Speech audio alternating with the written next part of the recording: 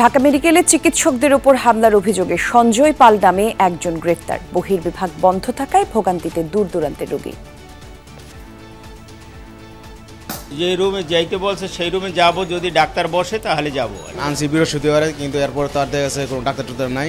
তাদের যে দুইটা দাবি ছিল, একটা ছিল যে সিকিউরিটি এনশিওর করা, সেটা আমরা করেছি। আর আসামিদের ধরা, যেটা ইতিমধ্যেই আমাদের যে 2 নম্বর আসামি সে কিন্তু ধরা পড়েছে।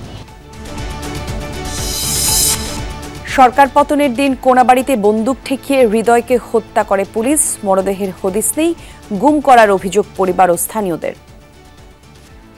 আমার বাবার লাশটাই না দিবেন, যে নিতাই আমি বাবার আড্ডিটা পাইলাম দেশে নিয়ে মারি দিন। আমার ছেলেটা মাইরা গোপন করে হলাই দিয়েছে। আমার ছেলের লাশ চাই আর পুলিশের বিচার চাই। লালবাগে শিক্ষার্থী খালিদ হত্যা মামলায় হাজী সেলিমকে আদালতে তোলা হবে বিকেলে। দুদকের মামলায় সাবেক 26 মন্ত্রী এমপির পদত্যাগ ত্যাগে নিষেধাজ্ঞা। পিলখানা হত্যাকাণ্ডে পুনঃ তদন্ত শুরু হবে শিগগিরই, জানালেন স্বরাষ্ট্র উপদেষ্টা। সুশাসন প্রতিষ্ঠায় বদ্ধপরিকর সরকার।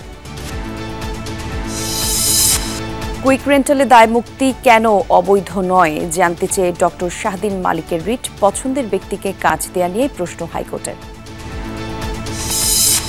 গাজায় 6 জিম্মি মৃত্যুর জেরে ইসরায়েলে ধর্মঘট। নেতানিয়াহু বিরোধী বিক্ষোভে পুলিশের সাথে দফায় দফায় সংঘর্ষ।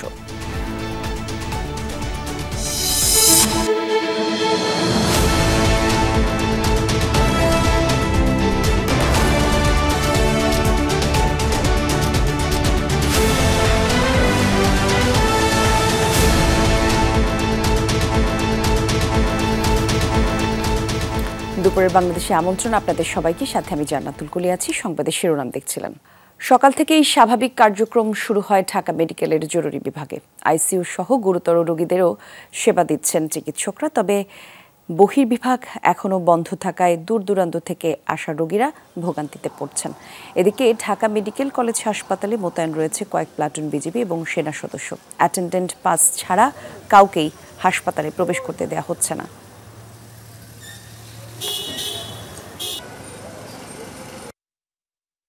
ওই যে রুমে যাইতে বলছে সেই রুমে যাব, যদি ডাক্তার বসে তাহলে যাব। আনছি বৃহস্পতিবারে, কিন্তু এরপর তার দেখা গেছে কোনো ডাক্তার নাই। শুধু ব্যান্ডেজ করে রাখছে। মাথা আঘাত পাইছিল, পা আঘাত পাইছিল। ডাক্তার আসবে কিনা তাও জানি না, ডাক্তার আসলে হয়তো দেখাবো।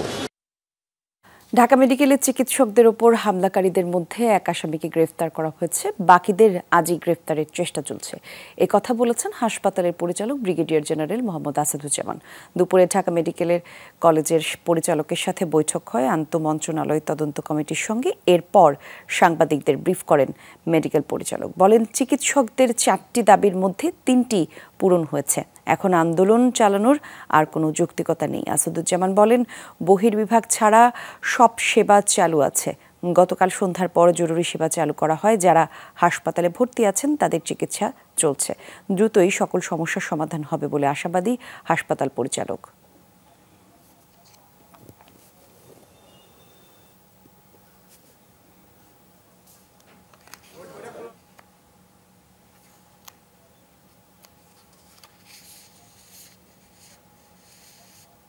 আসামিদের ধরা, যেটা ইতিমধ্যেই আমাদের যে 2 নম্বর আসামি সে কিন্তু ধরা পড়েছে।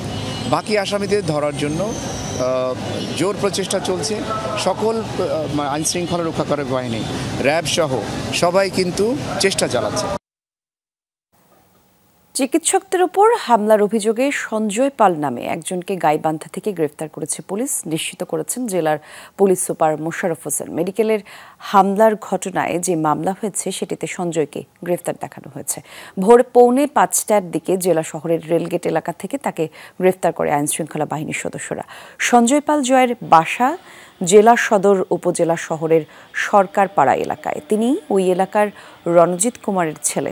ঢাকার ওয়ারলেস গেট এলাকায় একটি বাসা ভাড়ায় থাকতেন তিনি এবং স্টামফোর্ড ইউনিভার্সিটিতে কম্পিউটার সায়েন্সে পড়ালেখা করেন সঞ্জয় পাল জয়। পুলিশ সুপার জানান, ঢাকা থেকে একটি বাসে ভরে গাইবান্ধা যান জয়। এদিকে গ্রেফতারের পর থানা হাজতে থাকা সঞ্জয় পাল নিজেকে নির্দোষ দাবি করেন। শনিবার ঢাকা মেডিকেলে চিকিৎসায় অবহেলার অভিযোগ তুলে শিক্ষার্থীদের 50 থেকে 60 জনের একটি দল হাসপাতালে ঢুকে চিকিৎসকদের মারধর সহ ভাঙচুর চালানো হয়, যার জেরে উত্তপ্ত হয়ে উঠে পুরো হাসপাতাল। কর্তৃপক্ষ নিরাপত্তা দিতে না পারায় 24 ঘন্টার আলটিমেটাম দেন চিকিৎসকরা।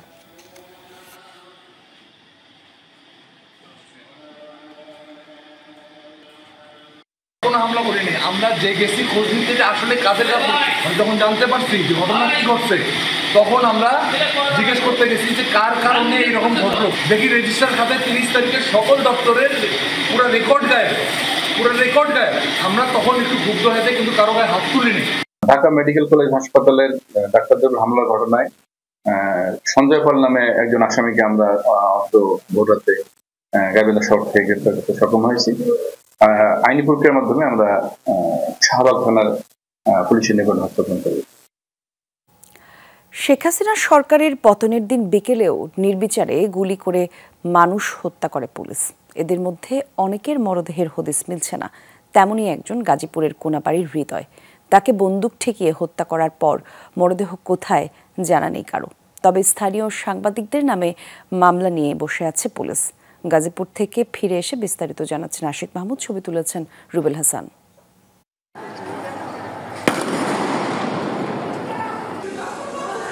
গত 5 আগস্ট বিকেলে গাজীপুরের কোনাবাড়ি থানার পাশেই ঘটে এই ঘটনা। ভিডিও ফুটেজে দেখা যায় কয়েকজন পুলিশ সদস্য একটি ছেলেকে ধরে রেখেছেন। পেছন থেকে আরেক পুলিশ সদস্য ছেলেটির শরীরে শটগান ঠেকিয়ে গুলি করে দেয়। সাথে সাথেই মাটিতে লুটিয়ে পড়ে অজ্ঞাত এই কিশোর।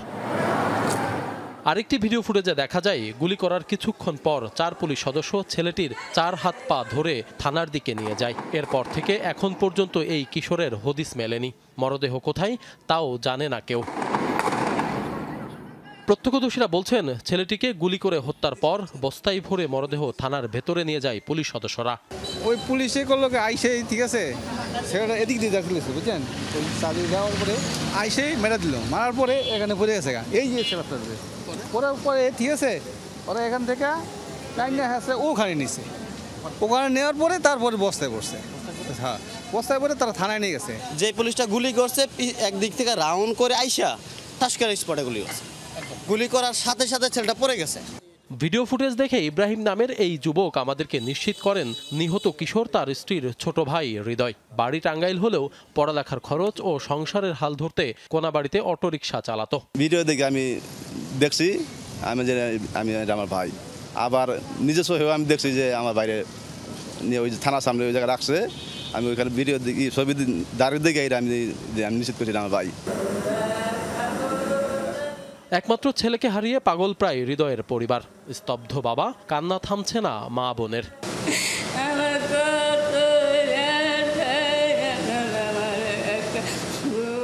হত্যাকাণ্ডের বিচারের পাশাপাশি মরদেহের সন্ধান চাই পরিবার। আমার বাবার লাশটাই না দিবেন, যে নিচাই আমি বাবার আড্ডিটা পাইলাম দেশে নিয়ে মারি দিব। আমার ছেলেটা মাইরা গোপন করে হলাই দিছে। আমার ছেলের লাশ চাই আর পুলিশের বিচার চাই। লাশ কি করছে এটা পুলিশে জানে। হ্যাঁ, এটা পুলিশের দলে থানার ওসি আছে, হ্যাঁ দলেই পাওয়া যাবে কই রাখছে। স্থানীয়রা বলছেন হৃদয়ের মরদেহ সহ আরো কয়েকটি মরদেহ ওই দিন রাতে গুম করেছে কোনাবাড়ি থানা পুলিশ। এখানে মারছে একটা, এঞ্জেল গেটে মারছে একটা, আবার মেডিক্স রোডে একটা, এলো 3টা, আর এমনি আছে 2টা মারা গেছিল। আমরা ওদিন সকালবেলায় না কেউ ফেরত নেই, কারও নেই। মরদেহের হদিস না পাওয়া গেলেও ওই ঘটনায় কোনাবাড়ি থানায় একটি হত্যা মামলা রুজু হয়েছে। সেখানে আসামি করা হয়েছে স্থানীয় 5 সাংবাদিক সহ কয়েকজনকে। মামলার বাদীর দাবি নিজেদের দায় এড়াতে পুলিশ ইচ্ছামতো নাম দিয়ে মামলা রুজু করেছে। বাইরে তো মারছে পুলিশে, আমি ভিডিও তো দেখছি, আবার পুলিশে ধরে নিয়ে সবাই রাখছে দেখছি। এটা আমার বাইরে তো বিচার চাই আমি, তো এটা নিয়ে আমি মামলা করছি। আমি তো নেকা করা জানি না, আমি কানা মানুষ। আমি একবার কাছে বইলা দিছি, তো এরা মামলা করছে। এলাকার কিছু নেতা খাতাকে নাম দিয়ে দিছে, আর নাম দিয়েছে সাংবাদিক। এটা তো সাংবাদিক তো মারা নাকি, এটা তো ভিডিও তো প্রমাণ আছে। যদিও এই অভিযোগ অস্বীকার করেছেন কোনাবাড়ি থানার ওসি। হ্যাঁ, ভিডিও ফুটেজে 5 তারিখে একটা ঘটনা ঘটছে, কে বা কারা ঘটাইছে, বা যেহেতু মেট্রো পোশাক না, ওই পোশাকে কে আছে এটা আমরা তদন্ত করতেছি। ফেয়ার ইনভেস্টিগেশন করে প্রকৃত যারা দোষী তাদেরকে নিয়ে আসতে হবে। স্থানীয় সাংবাদিকরা বলছেন পূর্ব শত্রুতা ও পুলিশকে বাঁচাতে সাংবাদিকদের নামে মামলা করা হয়েছে। ধামাচাপা দেওয়ার জন্যই, পুলিশকে রক্ষা করার জন্য আমাদের এই সাংবাদিকদের জড়ানো হয়েছে। মসজিদের ইমাম সাহেবদেরও এখানে আসামি করা হয়েছে। তো স্পষ্ট এটা বোঝা যায় তারা আমাদেরকে হ্যায় করার জন্য এই কাজটা করছে। গত 5 আগস্ট কোনাবাড়ির ঠিক এইখানে গুলি করে হত্যা করা হয় হৃদয়কে। এরপর থেকেই তার মরদেহটিও গুম হয়ে গেছে। পরিবারের সদস্যরা বলছেন বিচার তো দূরে থাক, তাদের মরদেহটি আগে বুঝিয়ে দেওয়া হোক। আদেও মরদেহ পাওয়া যাবে কিনা এবং বিচার হবে কিনা সেটি এখন দেখার অপেক্ষা। আশিক মাহমুদ, যমুনা নিউজ, কোনাবাড়ি, গাজীপুর। ঢাকা 7 আসনের সাবেক সংসদ সদস্য হাজী মোহাম্মদ সেলিমকে লালবাগ থানায় হত্যা মামলায় গ্রেফতার দেখানো হয়েছে। বিকেলে তাকে সিএমএম আদালতে তোলা হবে। পুলিশ 10 দিনের রিমান্ড চাইতে পারে। রোববার রাত 1:15টার দিকে রাজধানীর বংশাল থেকে হাজী সেলিমকে গ্রেফতার করে আইনশৃঙ্খলা বাহিনী। এরপর তাকে নেওয়া হয় ডিবি কার্যালয়ে। হাজী সেলিমের বিরুদ্ধে বংশাল এবং নিউ মার্কেট সহ বিভিন্ন থানায় 5টি মামলা রয়েছে। তবে গ্রেফতার দেখানো হয়েছে লালবাগ থানার খালিদ হাসান সাইফুল্লাহ হত্যা মামলায়। 18 জুলাই আন্দোলনের সময় আজিমপুর স্টাফ কোয়ার্টারের সামনে গুলি করে হত্যা করা হয় খালিদকে। 19 আগস্ট মামলা করেন খালিদের বাবা কামরুল হাসান। এই মামলায় শেখ হাসিনা, ওবায়দুল কাদের, আসাদুজ্জামান খান সহ আসামি 46 জন। 25 নম্বর আসামি হাজী সেলিম, তার 2 ছেলে সুলাইমান সেলিম এবং ইরফান সেলিমও এই মামলার আসামি। এর আগে কোটা সংস্কার আন্দোলনের সময় শিক্ষার্থীদের তোপের মুখে পড়েন আলোচিত এই সাবেক সংসদ সদস্য। সেই ঘটনার একটি ভিডিও ছড়িয়ে পড়ে সোশ্যাল মিডিয়ায়। পরে একটি হাসপাতালে আশ্রয় নেন তিনি। সিএমএম আদালতে এই প্রসঙ্গের আরও কিছু তথ্য আমাদেরকে জানানোর জন্য অপেক্ষা করছেন সহকর্মী আরিফুর রহমান সবুজ। সবুজ, একটু জানাবেন কখন হাজী সেলিমকে আদালতে তোলা হতে পারে? বলি, একটু আগে গোয়েন্দা পুলিশের যে ঊর্ধ্বতন কর্মকর্তারা রয়েছেন তাদের সঙ্গে কথা হলো। তারা যেটি বলছেন যে দুপুরের যে লাঞ্চের পরেই তাকে আদালতের দিকে নিয়ে আসা হবে এবং এর মধ্যেই আসলে মামলার যে যাবতীয় আইনগত প্রক্রিয়া সেটি সম্পূর্ণ করা হবে। এবং এখন পর্যন্ত আদালতের যে প্রসিকিউশন বিভাগ তারা যেটি বলছেন যে এখনও তাদের কাছে কাগজপত্র এসে পৌঁছায়নি, সে কারণে এখন পর্যন্ত বলা যাচ্ছে না আসলে কোন আদালতে তাকে তোলা হবে। তবে ডিবি কর্মকর্তারা যেটি বলছেন, এখন পর্যন্ত আমাদের কাছে যে তথ্য রয়েছে 10 দিনের রিমান্ড চাওয়া হবে এবং যেহেতু হাজী সেলিম কিছুটা অসুস্থ, সেই বিবেচনায় হয়তো আদালত কয়েকদিন রিমান্ড মঞ্জুর করবেন, সেটি আদালতের বিবেচনার বিষয়। তবে তার আগে কালকে গ্রেফতারের পর যখন গোয়েন্দা হেফাজতে নিয়ে আসা হয় তখন তার শারীরিক যে পরীক্ষা নিরীক্ষা বা তার প্রাথমিক যে চিকিৎসা, সেই চিকিৎসা দেয়া হয়, শারীরিক পরীক্ষা নিরীক্ষা করা হয়। এরপরে মূলত তাকে প্রাথমিক যে জিজ্ঞাসাবাদ, সেই জিজ্ঞাসাবাদও করা হয়েছে। আজকেও প্রাথমিক যে জিজ্ঞাসাবাদ, সেই জিজ্ঞাসাবাদ করা হয়েছে। জিজ্ঞাসাবাদের পর মূলত তাকে আদালতে হাজির করা হবে এবং এই মামলাটি সহ, লালবাগের যে মামলাটি, এই মামলাটি সহ তার বিরুদ্ধে আরও এই ছাত্র আন্দোলন ঘিরে যে হত্যাকাণ্ডের ঘটনা ঘটেছে, এরকম 5টি মামলা হয়েছে। সেটি বংশাল থানা, যাত্রাবাড়ি, নিউ মার্কেট থানা সহ 5টি থানায় মামলা হয়েছে। ধারাবাহিকভাবে আমরা জানতে পেরেছি লালবাগের যে মামলাটি, সেই মামলাটি গ্রেফতার দেখানোর পরে অন্যান্য যে মামলাগুলো রয়েছে সেই মামলাগুলোতে শো নোটিস দেখানো হবে এবং পরবর্তীতে আজকে যদি রিমান্ড মঞ্জুর হয়, পরবর্তীতে হয়তো বিস্তারিত তথ্যের জন্য আবারও রিমান্ড চাওয়া হতে পারে। এবং এখন পর্যন্ত আমাদের কাছে আদালত চত্বরে আমরা দেখেছি, যেহেতু এর আগে এইরকম ঘটনায় আওয়ামী লীগের এমপি মন্ত্রী যারা আদালতে হাজির করা হয়েছে তাদের নিরাপত্তায় কিছুটা ঝামেলা হয়েছে, বিঘ্ন ঘটেছে। সেই জায়গা থেকে আজকে আদালতে প্রচুর পরিমাণে পুলিশ মোতায়েন করা হয়েছে তাকে আনার আগে। সেই হিসাবে আমরা বুঝতে পারছি হয়তো কিছুক্ষণের মধ্যে আদালতে তাকে নিয়ে আসা হবে। ধন্যবাদ আপনাকে। আওয়ামী লীগের প্রচার ও প্রকাশনা সম্পাদক আব্দুস সুবহান গোলাপকে 3 দিনের রিমান্ডে দিয়েছেন আদালত। বৈষম্য বিরোধী ছাত্র আন্দোলনের সময় পোশাক কর্মী রুবেল হত্যার অভিযোগে রাজধানীর আদাবর থানায় মামলায় গ্রেফতার করা হয়েছিল তাকে। সকালে ঢাকার চিফ মেট্রোপলিটন ম্যাজিস্ট্রেট আদালতে মামলার তদন্ত কর্মকর্তা আব্দুস সুবহান গোলাপের 7 দিনের রিমান্ড আবেদন করেন। ঢাকার মেট্রোপলিটন ম্যাজিস্ট্রেট মোহাম্মদ জসিমের আদালত 3 দিনের রিমান্ড মঞ্জুর করেন। একই আদালতে বাড্ডা থানায় সুমন শিকদার নামের এক ব্যক্তিকে হত্যার মামলায় সাবেক বাণিজ্যমন্ত্রী টিপু মুন্সির জামিন নামঞ্জুর করা হয়। 4 দিনের রিমান্ড শেষে তাকে আদালতে তোলা হয়। আদালত কারাবিধি অনুযায়ী চিকিৎসার নির্দেশ দিয়েছেন।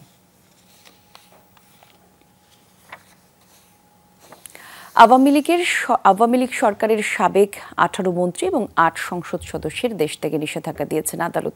দুপুরে ঢাকা মেট্রোপলিটনের সিনিয়র স্পেশাল জজ মোহাম্মদ আশামস জগলুল হোসেনের আদালত দুদকের পৃথক 2 আবেদনের পরিপ্রেক্ষিতে এই আদেশ দেন। দেশ থেকে নিষেধাজ্ঞা পাওয়া মন্ত্রীদের মধ্যে আছেন হাসান মাহমুদ, ইমরান আহমেদ, টিপু মুন্সি, আনিসুল হক, তাজুল ইসলাম, ফরিদুল হক খান, গোলাম দস্তগীর গাজী, আনোয়ার হোসেন মঞ্জু, হাসানুল হক ইনু। প্রতিমন্ত্রীদের মধ্যে আছেন নাসরুল হামিদ, খালিদ মাহমুদ চৌধুরী, জুনায়েদ আহমেদ পলক, জাকির হোসেন, এনামুল হক, স্বপন ভট্টাচার্য, ডক্টর এনামুর রহমান, জাহিদ হাসান রাসেল এবং মোহাম্মদ মহিবুর রহমান।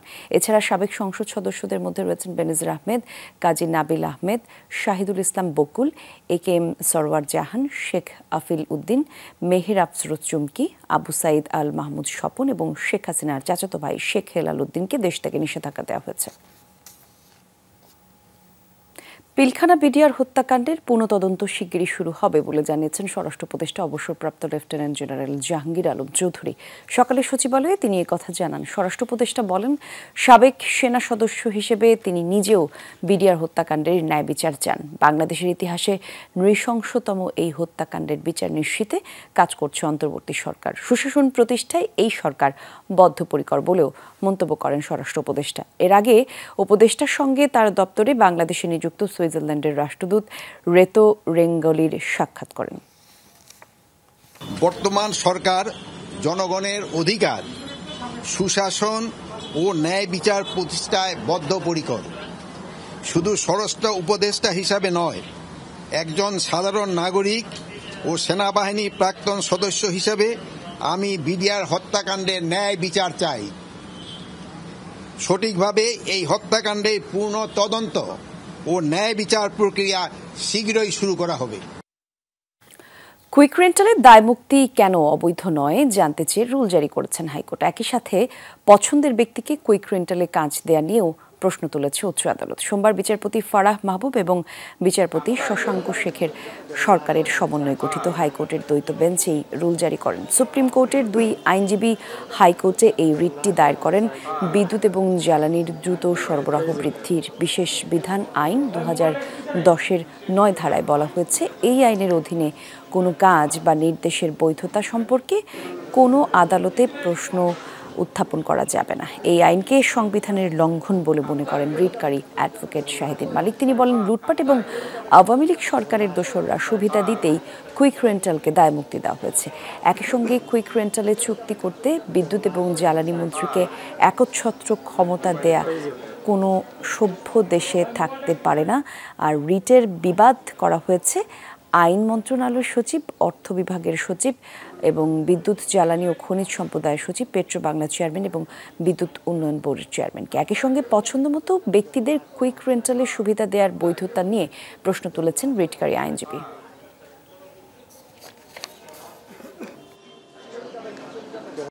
বিদ্যুৎ ও জ্বালানি দ্রুত সরবরাহ বৃদ্ধি বিশেষ বিধান আইন 2010-এর 2টা ধারা সাংবিধানিক বৈধতা চ্যালেঞ্জ করে মামলা করেছে। এই আইনটা সাধারণত কুইক রেন্টাল আইন নামে পরিচিত। জনশক্তি রপ্তানিকারকদের সংগঠন বাইরার কমিটি স্থগিত করে প্রশাসক নিয়োগের আদেশ দিয়েছেন হাইকোর্ট। গঠনতন্ত্র বিরোধী কার্যক্রম এবং নির্ধারিত সময়ে নির্বাচন না দেয়ায় বাণিজ্য মন্ত্রণালয়কে এই নির্দেশ দিয়েছে বিচারপতি AKM আসাদুজ্জামান এবং মোহাম্মদ মাহবুবুর ইসলামের দ্বৈত বেঞ্চ। রিটকারী বাইরার সদস্য রবিউল ইসলাম রবিনের রিট আবেদনের প্রেক্ষিতে এই আদেশ দেওয়া হয়। বাইরার বর্তমান দ্বিবার্ষিক কমিটির মেয়াদ 7 সেপ্টেম্বর শেষ হবে, কিন্তু গঠনতন্ত্র অনুযায়ী মেয়াদ শেষের 15 দিন পূর্বেই পরবর্তী নির্বাচন করে নতুন কমিটির কাছে দায়িত্ব হস্তান্তরের কথা। কিন্তু বর্তমান সভাপতি যুবলীগ নেতা আবুল বাশার ও তার পরিষদ নিয়ম না মেনে বাণিজ্য মন্ত্রণালয় থেকে কমিটির মেয়াদ আরও 3 মাস বৃদ্ধি করে। বিষয়টি চ্যালেঞ্জ করে হাইকোর্ট রিট করলে আদালত বাণিজ্য মন্ত্রণালয়ের সিদ্ধান্তে স্থগিত করেন। বাইরার প্রশাসক নিয়োগ পরবর্তী কার্যক্রম পরিচালনার নির্দেশ দেন।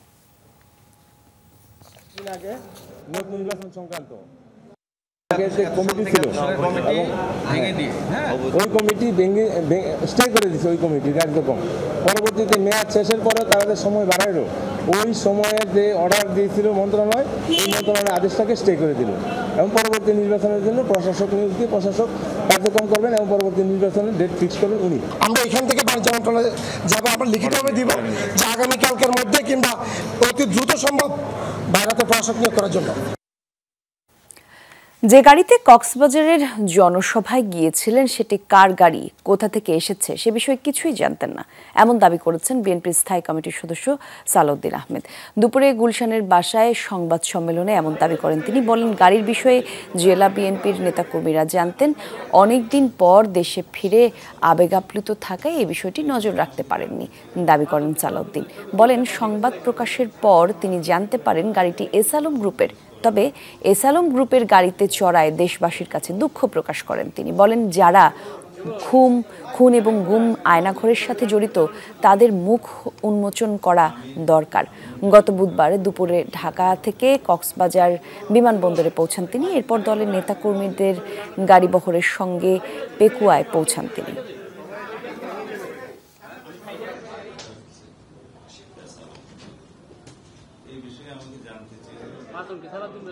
কোন গাড়িতে উঠেছি, কোথায় যাব, এর কোনো কিছুই তো আমি ঠিক করতে পারিনি, আমি নিজেই জানতাম না। এগুলো জেলা বিএনপির নেতৃবৃন্দ যারা সম্বর্ধনা আয়োজন করেছে তারাই জানত। আমার এই অসাবধানতা এবং অনিচ্ছাকৃত ভুলের জন্য যদি আমি দেশবাসীর মনে কষ্ট দিয়ে থাকি এবং অনুভূতিতে আঘাত দিয়ে থাকি, সেই জন্য আমি দুঃখ প্রকাশ করছি। এস আলমের বিলাসবহুল গাড়িকাণ্ডকে কেন্দ্র করে চট্টগ্রাম দক্ষিণ জেলা বিএনপির আহ্বায়ক কমিটি বিলুপ্ত ঘোষণা করা হয়েছে। পাশাপাশি 3 বিএনপি নেতার সদস্যপদ প্রাথমিকভাবে স্থগিত করেছে কেন্দ্র। রোববার বিএনপির সিনিয়র যুগ্ম মহাসচিব রুহুল কবির রিজভী স্বাক্ষরিত এক বিজ্ঞপ্তিতে এই তথ্য জানানো হয়। উল্লেখ করা হয়, এই কমিটির আহ্বায়ক আবু সুফিয়ান, যুগ্ম আহ্বায়ক এনামুল হক এবং সদস্য মামুন মিয়ার সদস্য পদ প্রাথমিকভাবে স্থগিত করা হয়েছে। এর আগে শনিবার এই 3 নেতার কারণ দর্শানোর নোটিশও দেওয়া হয়েছিল। গত বৃহস্পতিবার এই 3 নেতার তদারকিতেই কালুরঘাট বেসিক শিল্প এলাকায় এস আলম গ্রুপ চেয়ারম্যান এবং তার পরিবারের 14টি বিলাসবহুল গাড়ি সরিয়ে নেওয়ার অভিযোগ ওঠে।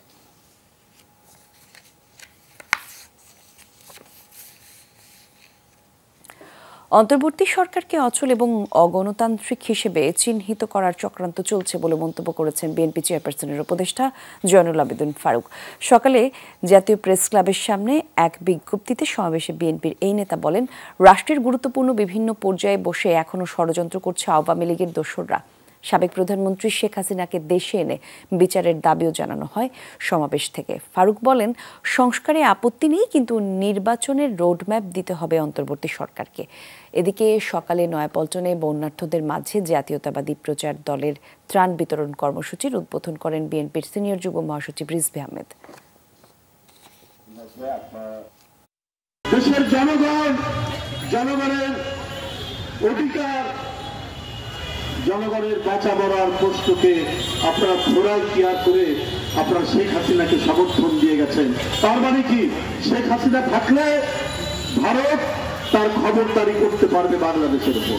নির্বাচনে রোড ম্যাপ দিতে হবে।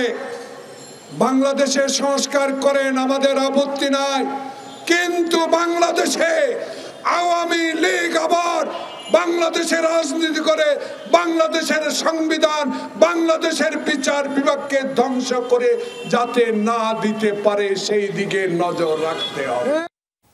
বৈষম্য বিরোধী ছাত্র আন্দোলন চলাকালে রাজধানীর যাত্রাবাড়িতে রাসেল নামের এক যুবককে হত্যার অভিযোগে সাবেক প্রধানমন্ত্রী শেখ হাসিনা সহ 36 জনের বিরুদ্ধে আরও একটি হত্যা মামলা দায়ের করা হয়েছে আদালতে। দুপুরে মহানগর হাকিম সাদ্দাম হোসেনের আদালতকে এই মামলাটি দায়ের করেন নিহত রাসেলের ভাই মোহাম্মদ রুবেল। মামলাটি আমলে নিয়ে এজাহার হিসেবে নেওয়ার জন্য যাত্রাবাড়ি থানায় নির্দেশ দিয়েছে আদালত। মামলায় শেখ হাসিনা ছাড়া ওবায়দুল কাদের, আসাদুজ্জামান খান কামাল, সাবেক আইজিপি মামুন সহ আওয়ামী লীগ নেতা এবং পুলিশের ঊর্ধ্বতন কর্মকর্তাদের আসামি করা হয়েছে।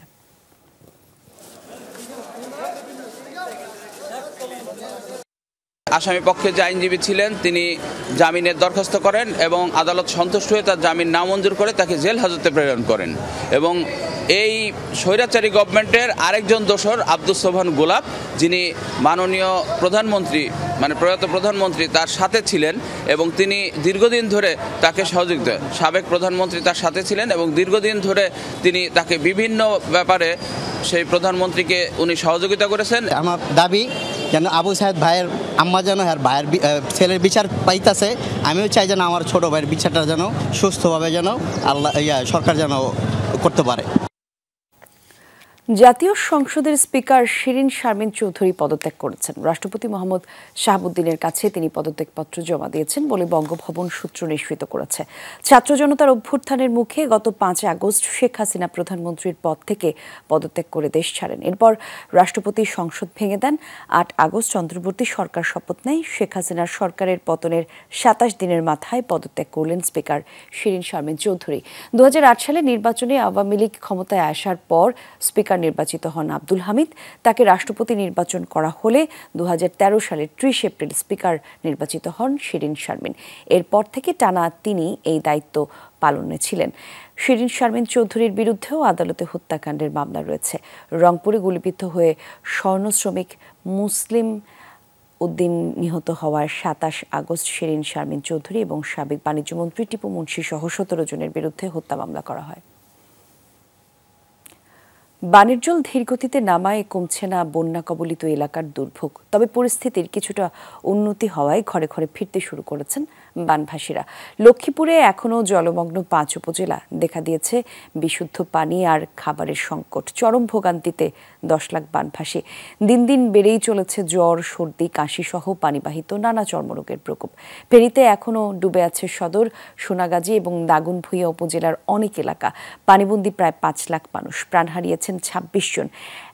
এখনও অনেকেরই দিন কাটছে আশ্রয় কেন্দ্রে। কুমিল্লায় প্লাবিত 14 উপজেলা থেকেও ধীরগতিতে নামছে বানের পানি। তবে এখনও 11 লাখ মানুষ জলবন্দী। যারা ঘরবাড়িতে ফিরছেন তারা ব্যস্ত ঘর মেরামতে ঘুরে দাঁড়ানোর চেষ্টা করছেন তারা। নোয়াখালীর কিছু এলাকা এখনও বিদ্যুৎ বিচ্ছিন্ন। খাবার দাবার, শুকনো খাবার খেয়ে বাঁচতে আছি। পানির সংকট, গ্যাস, বিদ্যুৎ সংকট। শুকনো খাবার খেয়ে কতক্ষণ বাঁচা যায় মানুষ? আমাকে ই করেন, ডাল চাল এইসব তো ভালো জিনিস দেন, আমরা যাতে খাই বাঁচতে পারি। স্যালাইন খাইও হইতেছে না, আবার বেশি গোটা গোটা হইতেছে বাচ্চাগুলো শরীরে এই পচা পানিতে। এখনও সন্ধান মিলেনি রাজশাহীর পদ্মা নদীর চর মাজারদিয়ার নৌকা ডুবিতে নিখোঁজ 4 জনের। সকালে ফায়ার সার্ভিসের ডুবুরি দল উদ্ধার অভিযানে নামে পদ্মার পানি প্রবাহ বৃদ্ধি পাওয়ায় স্থগিত করা হয় অভিযানটি। এর আগে গতকাল সন্ধ্যায় চর মাজারদিয়া ঘাটের কাছাকাছি 16 যাত্রী সহ একটি নৌকা ডুবে যায়। যাত্রীদের অনেকের সাঁতরে পাড়ে আসলেও নিখোঁজ থাকে রাজু, সবুজ, ফারুক এবং মোহাম্মদ আলী নামের 4 জন।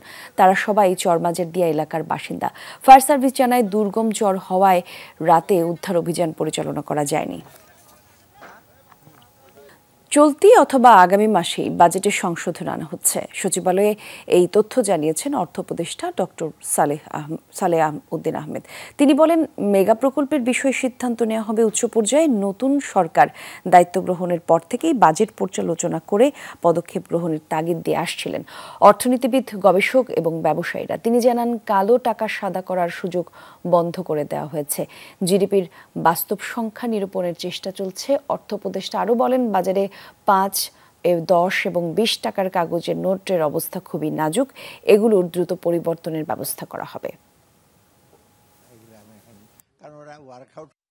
এটা আমি কয়েকদিন আগে আমি বসছি বাজেটের সাথে কি করা যায় করে। আমরা অহেতুক অপচয় বা অহেতুক যে সেগুলো আছে সেগুলো আমরা ডেফিনেটলি যুক্তিসম্মত করব। আর প্রজেক্টে ডক্টর ওয়াহিদুল মাহমুদ দেখবে যে যেগুলো অলমোস্ট কমপ্লিট সেগুলোতে ইস্যু করবে। আর কতগুলো আছে পাইপলাইনে, কারণ ওটার সাথে আবার ইআরডির আমার সম্পর্ক আছে, টাকা পয়সা আনা। তারা যদি বলে আমরা কন্টিনিউ করবো না, তো ডোনারদের বলবো না করবো না। জিডিপির ফ্যাক্টরে এফেক্ট খুব বেশি হবে কি না হবে এটা ওই আগামী সেটা আমি প্রেস করার জন্য বলেছি, ওটা আপনি জানতে পারবেন। অন্তর্বর্তী সরকারের ভূমি উপদেষ্টা এএফ হাসান আরিফ বলেছেন, জনগণের প্রত্যাশা অনুযায়ী সেবা দেয়াই হচ্ছে প্রধান লক্ষ্য। মন্ত্রণালয়ের দায়িত্ব গ্রহণের পর ভূমি ও ভবনে যান এই উপদেষ্টা। মন্ত্রণালয়ের কর্মকর্তাদের সাথে পরিচিত হন তিনি। পরে প্রকল্পসমূহ অগ্রগতির বিষয়ে উপদেষ্টাকে অবহিত করা হয়। বিভিন্ন প্রজেক্টের তথ্য সফটওয়্যার দ্বারা কিভাবে জমি জমার কাজ পরিচালিত হবে সেগুলোর তথ্য জানানো হয় ভূমি উপদেষ্টাকে। পরে হাসান আরিফ বলেন, ছাত্র জনতার আন্দোলনের ফলে নতুন সরকার আসছে, মানুষের প্রত্যাশা পূরণই এই সরকারের প্রথম চ্যালেঞ্জ। তিনি আরো বলেন, প্রত্যন্ত এলাকার ভূমি অফিসের ভোগান্তির ফলে সমাধানের জন্য হাইকোর্টে আসতে হয় নাগরিককে, এটি কাম্য নয়।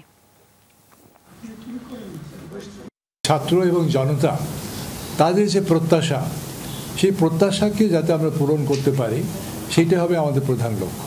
আমি আজকে এখানে আছি আমার নিজস্ব কোনো ক্রেডিট বা ডিসক্রেডিট না। আমরা এসছি অ্যাজ এ ট্রাস্টি, যে অভ্যুদয় হলো ছাত্র এবং অভ্যুত্থান হলো ছাত্র এবং জনতার সম্মিলিত প্রচেষ্টায় তাদের প্রতিনিধি হিসেবে আছে এবং তা এখানে এসেছি তাদের প্রত্যাশাকে পূরণ করার জন্য। গাজায় 6 ইসরায়েলি জিম্মির মৃত্যুর জেরে বিক্ষোভ, সহিংসতায় উত্তাল ইসরায়েল। গাজায় যুদ্ধবিরতি কার্যকরের দাবি এবং নেতানিয়াহু সরকারের বিরুদ্ধে রাস্তায় নেমেছে লাখ লাখ মানুষ। সারা দেশে চলছে সাধারণ ধর্মঘট, বন্ধ অফিস, আদালত, শিক্ষা প্রতিষ্ঠান। বিক্ষোভকারীদের সাথে দফায় দফায় সংঘর্ষ হয়েছে পুলিশের। শনিবার রাফার টানেল থেকে 6 জিম্মি ইসরায়েলের মরদেহ উদ্ধারের পর ক্ষোভে ফেটে পড়ে ইসরায়েলিরা। রাজপথে নেমে আসে লাখ লাখ মানুষ। প্রায় 11 মাস ধরে গাজায় জিম্মিদের মুক্তির দাবিতে প্রতি সপ্তাহে বিক্ষোভ কর্মসূচি পালন করছে ইসরায়েলিরা।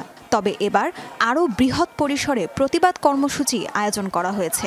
ইসরায়েলের সবচেয়ে বড় শ্রমিক ইউনিয়নের ডাকে দেশ জুড়ে চলছে ধর্মঘট। সাড়া দিয়েছে সব শ্রেণী পেশার মানুষ।